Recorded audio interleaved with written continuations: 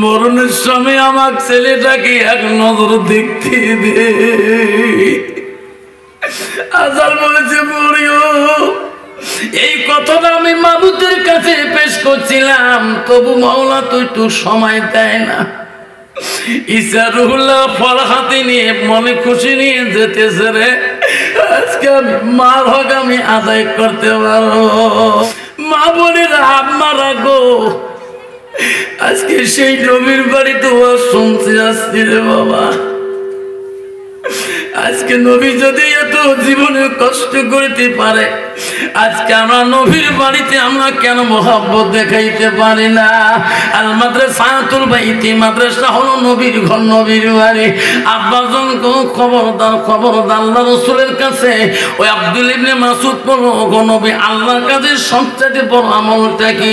নবী বলল, কালা বিদ্দুল ওয়ালিদাইন, মা বাবার সঙ্গে সৎ ব্যবহার করাটা আল্লাহর কাছে সবচেয়ে বড় আমল।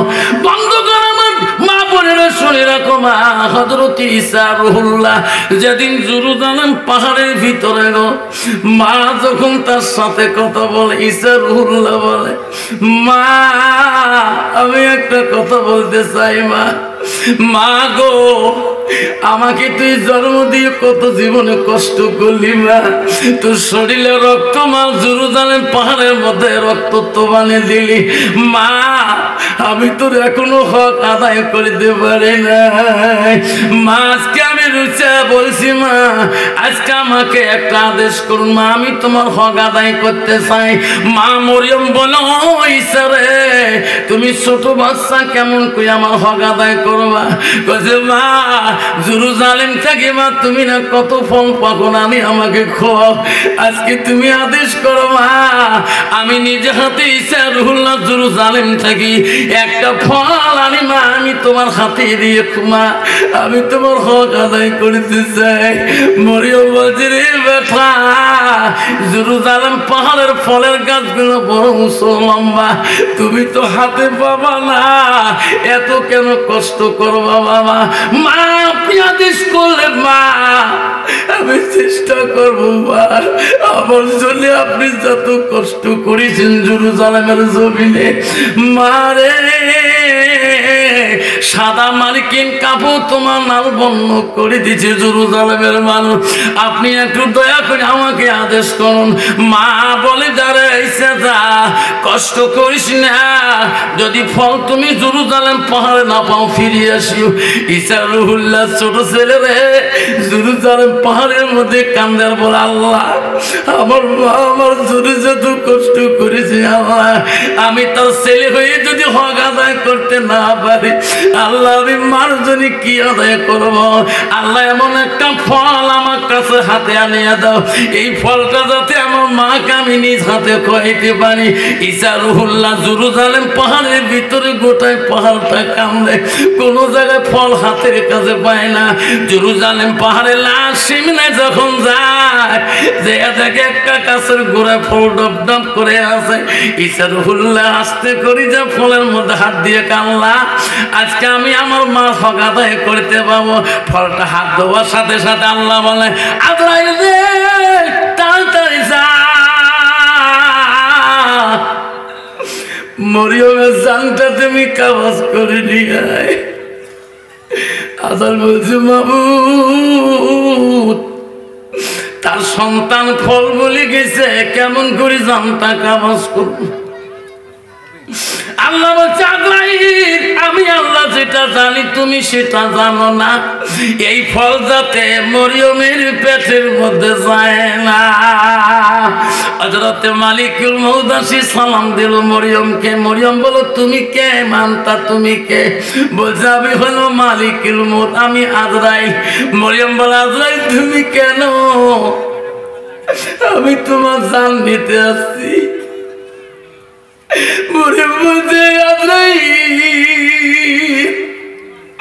মোর জীবনে যত কষ্ট করছেন আজরাইল আমার সন্তানটা জন্ম দিয়ে, মরণের সময় আমার ছেলেটাকে এক নজর দেখতে দে।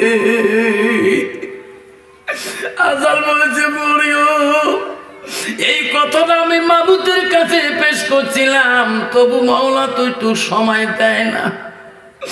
ঈসা রুহুল্লাহ ফল হাতে নিয়ে মনে খুশি নিয়ে যেতেছে রে, আজকে আমি মার হক আমি আদায় করতে পারবো। আদায় যখন দেখলো ঈসা মার কাছাকাছি হলো, বয়স করে মরিয়মের জানটা নিয়ে চলিয়ে গেল। ঈসা ফল নিয়ে যা টাকায়, মা আজকে তোর হক আদায় করিতে পারবো মা। লে মা, আমি পাহাড়ে লাশমিনায় ফল পেয়েছি রে মা। ফল হাতে নিয়ে মাগ নাড়াচাড়া করে রে মা, চোখ মিলি দেখি না মা, তাকে দেখ মা, কত সুন্দর ফল আনছি রে মা। মাকে যেদিকে নড়ায় সেই দিকে মা হয়ে যায়। ইচ্ছার উল্লা দেখে রে মা, পৃথিবীর জগতে আর কেউ নাই। আল্লাহ নবী বলে যে মা তালিন সামিয়াল কাতান হুয়া মালাহু, নবী বলল মানুষের মৃত্যুর পরে মানুষের সৎ আমলগুলা, নেক আমলগুলা কবরে গেলে বন্ধ হয়ে যায়। নবী বলল ইল্লা মিন সালাসাতি, তিনটা আমল কবরবাসীর জন্য বন্ধ থাকে না।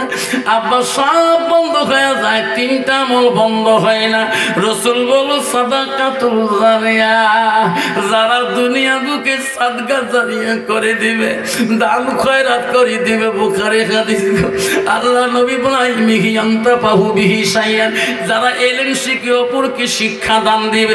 রাসূল বলে আওলাদুন সালিহুন ইয়াদুলাহু, নেক সন্তানের দোয়া কবরবাসীর কাছে কোনোদিনও বন্ধ থাকে না। যখন সন্তান হাত তুলে বাবা মার জন্য কান্দে, সঙ্গে সঙ্গে কবর যায়। বন্ধু আজকে তোমার মাকে কবরে রাখছে সোনা, আজকে তোর বাবাকে কবরে রাখছো সোনা, আজকে তোর বিবির জন্য ছেলের জন্য কত টাকা নার্সিং হোমে ডাক্তারের কাছে যায়। আজকে তুমি সেই মরা বাপটা মাটার জ্বললে, আজকে আমি জামকুটির জমিনে দেখতে চাই গো আব্বা না, কার কার মা নাই বাবা নাই গো, দোয়া করে যাব আমি। কার কার মা বাবা মারা গেছে গো, হাতটা তুলে দেখাইবেন। হুজুর আমার মা নাই, আমার আব্বা নাই, কার কার নাই হাতটা দেখাবেন। আমি যখন ওয়াজ করছিলাম ধামকুটির জমিনে, বহুদিন আগের কথা, আমার মা তখন জিন্দা ছিল। আমার মা বলছে বাবা তুমি ভোটার দিয়ে কেমন করে ওয়াজ করতে তো, বিএসএফ বাধা করে না? আমি বলছি না মা, আমাকে 2 দিন আটক করছিল, আমাকে বলেছে বিএসএফ কোথায় তুমি যাও। তখন আমি সাইকেল মারিয়ে ওয়াজ করছিলাম, বহুদিন আগের কথা। আমি বলছি মা তুই দোয়া করিস, আমাকে কোনোদিন কোনো বিএসএফ আমার অন্যায় করবে না। আমি গভীর রাতে ওয়াজ করি, বাড়ি আসছে আমার কাটাতারে বগলে আমার বাড়ি। আমার গাড়িতে এখনও যদি রাস্তা মুখ করি কাটাতার ভুয়ে হয়ে যায়, কোনো মানুষ অত রাইতে কাটাতারে বল গাড়ি তুলতে পারবে না। আমার গাড়ি দেখতে বিএসএফ জানে হুজুর ওয়াজ করি আসলে, ওয়াজ করি আসছিলাম ব্যাগ ধরি। ওই দিন আমার ওয়াজ ছিল বেলকুড়ি মৈশা মসজিদে, বিল্ডিংয়ের ছাদ ছিল। আমি মাকে বলে গেলাম মা আমি কিন্তু রাতে 12টা-1টার ভিতরে চলে আসবো। মা কইছে বাবা ভোটারে গরু চুরি হয়েছে, কার্ফু আন দিয়েছে বাবা আসিস না। আমি বলছি মা কেন চিন্তা করেন, আমি এখনই ক্যাম্প চলে যাব। তখন ওই ক্যাম্পের মেজর ছিল আবুল কালাম আজাদ, বাড়ি ছিল হাওড়া স্টেশনে। আমার সাথে সেই মিল ছিল, 5 ওয়াক্ত নামাজি ছিল, সবসময় কোরআন তেলাওয়াত করছিলেন। আমি ক্যাম্প চলে গেলাম, আবুল কালাম আজাদ আমাকে সালাম দেবো, হুজুর কোথায় যান? আমি বলছি ভাই আমি তো ওয়াজ করতে যাব, রাস্তা তো নেই, রাতে 12টা-1টা বাজে আসতে হবে। তুমি আসো, কেউ কিছু করবে না, আমি ওয়াটার প্র্যাকটিলিকে বলে দিব আজকে। আমি ওয়াজ করি, রাস্তা দিয়ে আসবো, আমার মা সারা রাত ঘুমিয়ে নেই। বাড়িতে আসি যখন গাড়ির লাইটে ভরে গেল, আমার মা বলো বাবা তুই কোন দিকে আসলি? আমি কো মা ভোটার দিই। মা তুমি আলাম চেতনকে মা, আমি জানি কদিন থেকে বেশি বড় দৌড়দৌড়ি করতেছে সোনা, তোর বাড়ির সামন দিয়ে কাটা তার কাটছে রে সোনা। তোকে যদি বিএসি রাস্তার মধ্যে অ্যাটাক করি দে, আমি কেমন করে বাড়ি হইতে থাকবো? সেই জন্য ঘষের আগুন জ্বালাইয়া 12টা পার হয়ে গেল, তবু তোর খবর নাই। যখন আমি ঘরে ঢুকলাম তখন তোর গাড়ির লাইট বাড়িতে গেল। আমি বললাম মা তুই এত কেন বাঁচে এতন থাকি? মা তুই যেদিন মরে যাবি মা, আমার জন্য কে মাছ এতন থাকবে? সোনারি 2017 সালে মা মারা গেল রে। আজ 2025-24 সাল চলছে গো, কোনদিন কোনো মানুষ আমার জন্য চেতন থাকে না। ওয়াজ করি আসি গাড়ির হলেন দে, বহুখান পর্যন্ত অপেক্ষা থাকতে হয়, বেটা বেরিয়েছি দরজা খুলি দেয়।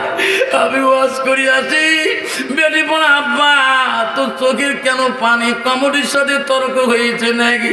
আমি বলছি না মা, কমেডির সাথে কোনো কথা কাটাকাটি করে নাই। বাবা তুই কাঁদছিস কে? আমি বলছি বেটি রে, আমি ওয়াজ করি আসলে তোর দাদি না দরজা খুলি বেরোইতো, এখন তো দাদির রুম থেকে কেন বেরোয় না? আমাকে বলে আব্বা আমি না তোর বড় বেটি, আমাকে তুই মা করি মানতে পারিস না, আমি না তোর মার মতন। আমি বলছি বেটি যেদিন জামার বাড়ি চলে যাবি রে, জামার মায়া, শাশুড়ির মায়া, শ্বশুরের মায়া তুই ভুলে যাবি, আমার মায়া তোর অন্তরে থাকবে না রে বেটি। আমার মা আমাকে কোনোদিনও ভুলবে না। আবার সেই মাটার মায়া রাখিয়ে, একটা বাবার মায়া রাখিয়ে মাদ্রাসার জন্যে আমি 5টা বাবার কাছে না, আমি সর্বপ্রথম 2টা বাবার কাছে মোলাকাত করতে চাই। এই মাদ্রাসার জন্যে 10টা করে 1000 টাকা আছে, 2টা বাবার নাম শুনে দোয়া করব। মাহারা সন্তান, মাত্র 2টা বাবা, 10টা করে 1000 টাকা ওয়াদা দেনেওয়ালা। আপনাদের বাচ্চা, আপনাদের ভাতিজা, আপনাদের ভাগিনা এই মাদ্রাসার মধ্যে এলেন শেখার জন্য বহু দূর থেকে আসি, হোস্টেলে থাকে, বাড়িতে যদি খায় মার কাছে দূর করি, মাছ গোছ খায়, এদিকে তো দূর করতে পারে না। রামধনী কমিটি যেটা বিশ্লেষণ করে, ডিরেকশন দেয়, সেই হিসেবে রান্না বাড়া করে। আজকে সেই বাচ্চারা এলিমের জন্যে, আজকে এই বাচ্চারা কোরআনে হাফেজের জন্যে 10,000 টাকা তোর মাতার নামে সাদকা করে দেবো। রাসূল বলছেন সাদাকাতুল জারিয়া। পৃথিবীতে 3টা আমল কবরবাসীর জন্য বন্ধ থাকে না, ইল্লা মিন সালাসাতিন। আসুন সর্বপ্রথম একটা বাপ খালি 10,000 টাকা এই মাদ্রাসার জন্য ওয়াদা দেনেওয়ালা আছে, আমি তার নামে 1 মিনিট দোয়া করে যাবো ইনশাআল্লাহ। আছে বাবা একটা বাপ 10,000 টাকা রে সোনা, তোর মা কবরে পড়িয়েছে রে, তোর বাবাটা কবরে পড়িয়েছে, কোনদিন তোর মার নামে তুমি সাদকা জারিয়া করো না। রাসূল বলছে পৃথিবীর সব আমল বন্ধ হয়ে যাবে, ইল্লা বিন সালাসাতিন। 3টা আমল বন্ধ হবে না কবরবাসীর জন্য। নবী 1 নম্বর বলল সাদাকাতুল জারিয়া। আসুন কে আছে বাবা? একটা বাবা, 2 জন না, একদম বাবা 10,000 টাকা দেনেওয়ালা। আজকে ঝাউকুটি দারুল হাফিজ মাদ্রাসার জন্য আজকে এলাকার ধনী গুণী, এলাকার মাস্টার, এলাকার ধনী, এলাকার ব্যাপারী, এলাকার প্রধান, এলাকার মেম্বার, একটা বাবার নাম শুনি, মাদ্রাসার secretary, president, member, cashier, cash ক্যাপিটালের নাম, একটা নাম শুনতে চাই। হুজুর আমি 10,000 টাকা আমি আমার মার নামে, বাবার নামে এই মাদ্রাসায় সাদকা করে দিলাম, হুজুর নামটা আমার নিয়ে দোয়া করে দেন। কে আছেন বলুন? একটা বাবার নাম চাইলাম, 10,000 টাকা 2 জন চাইলাম না। একজন বন্ধু যদি এলাকার মধ্যে আসেন, হুজুর বহুদিন কালে হুজুর আমার মা হারাছি, বাবা হারাছি, হুজুর আমি বছরে না মাসে মাসে 1000 করি, 12 মাসে আমি 12,000 টাকা দেব হুজুর। হুজুর আমি 1000 করি টাকা আমি 12 মাসে 12,000 দেব হুজুর। আমি প্রথম সাদকা দানটা দেব। এমন একটা বাবা আছেন গো, মাসে মাসে 1000 করি দিয়ে তোর মার নামে সাদকাটা দানটা দিয়ে দেবা। আসুন একটা বাপ, 2টা না, একজন বাপ মাসে মাসে 1000 করে দিবা, 12 মাসে 1200 টাকা হবে সাদকা হিসেবে। একটা বাপ যদি হাত দেখাইতে দিবে আমি দোয়া করে চলে যাবো। আসেন এইরকম হিম্মতাল একটা বাপ, এইরকম একটা দানি জ্ঞানী গুণী বাবা আমার, কেলুন একজন বাবা আমার আসেন কই মাদ্রাসার জমিনে। আজকে হাফিজি মাদ্রাসার জন্য মাত্র একটা বাবার নাম শুনলাম, 10,000 টাকা চাইলাম। আমি গত রাতে আমি জলপাইগুড়িতে 10 চাইছিলাম, 10-এ পাচ্ছিলাম। আমি শুনে একটা বাবার নাম চাইলাম। আসে কোন কি নাম? আব্দুল ওয়াজিদ না? আল্লাহ আব্দুল ওয়াজিদ, আল্লাহ মাদ্রাসার সভাপতি, মায়ের নাম কত দিয়েছে? 5,000 10,000। আল্লাহ আব্দুল ওয়াজিদ মাদ্রাসার সভাপতি, আল্লাহ মায়ের জন্য 10,000 টাকা নেকি দিল, টাকা বুঝিয়ে দিল। একটা হাত তুলে আল্লাহ আমিন। সবাই হাত তোলো। ওগো মাওলা গো আল্লাহ, দেখি রে তাকাইয়া মাঝে কি ধর মানায় বাড়িতে, বাড়িটা অন্ধকার। মা যদি বাড়িতে থাকি রে, ছেলেদের কত না খুশি, কত না আনন্দ, মা বাড়িতে আছে। সে মা যদি বাড়িতে না থাকে, বাড়িটা অন্ধকার অন্ধকার লাগে। আব্দুল ওয়াজিদের মা নাই, মাদ্রাসার সভাপতি আল্লাহ 10,000 টাকা দিয়ে আল্লাহ সর্বপ্রথম নামটা তিনি লিখিয়ে দিলেন। আল্লাহ তার মা তাকে আল্লাহ জান্নাতের বাগানে শুয়ে রাখিও। বাবু তার মার জীবনের আমল করে আল্লাহ তুমি জান্নাতের মিজানে নেকির পালা ভারী করে দিও। আল্লাহ তার মাকে জান্নাতের ফিরদৌসের মধ্যে আল্লাহ তুমি দাখিল করে দিও। লা ইলাহা ইল্লাল্লাহু মুহাম্মাদুর রাসূলুল্লাহ। লাই তাকবীর। দান কাহারির দান মহলা করি রেজিস্টার, দানের বদলে মৌলা বানাইও ইমানদার। আসুন আব্বা 10 শ্রাবণা 5,000 করে যদি 5টা বাবা দেন 25,000 টাকা হয়ে যাবে। এই মাদ্রাসা কোনোদিনও গরিব হালে থাকবে না। 5টা নাম আমি শুনি দোয়া করতে চাই। আসেন গো 10 শ্রাবণা 5,000 করে আসেন গো। সর্বপ্রথম নামটা 5,000 টাকার নাম শুনি দোয়া করতে চাই। আল্লাহ তোমার কোনোদিনও গরিব বানাবে না। আল্লাহ তো কোনোদিনও বাড়িতে বানা মুসিবত দেবে না। আসেন গো 5টা। আর একটা আমার ইনাম বাবা আল্লাহ তকবির লাগান। আল্লাহ আবার একটা বান্দা 10,000 টাকা দেন প্রস্তুত হয়ে গেছে। মাবুদ থাউকুটির জমিনে তার হলো মাদ্রাসার জন্য তোর বান্দা কত বাগো। আল্লাহ তোর নবীর ঘরে 10,000 আরো দিবি। আল্লাহ মাওলা তার জীবনের গুনাহগুলো মাফ করে দাও, বালা মুসিবত দূর করে দাও। আল্লাহ তাদের বংশের মধ্যে কেউ যদি কবরে পড়ে থাকে, আল্লাহ কবরগুলো তুমি জান্নাতের টুকরা বানিয়ে দাও। যখন আমিন। আমার মা বোনেরা, ও মা বোনেরা, কি না মফিদুল্লাহ শহীদুল শেখ আল্লাহ পিতা নায়েব আলী ফকির, আল্লাহ শহীদুল ভাই, আল্লাহ পিতা মৃত্যু হয়েছে। নায়েব আলী ফকিরের জন্য আল্লাহ মহলে 10,000 টাকা দান করে। আল্লাহ হবে ওগো মহলা, ওগো আল্লাহ দেখে তাকাইয়া আল্লাহ নায়েব আলী ফকির দুনিয়াতে নাই, কবরে আছে শুয়ে মওলা।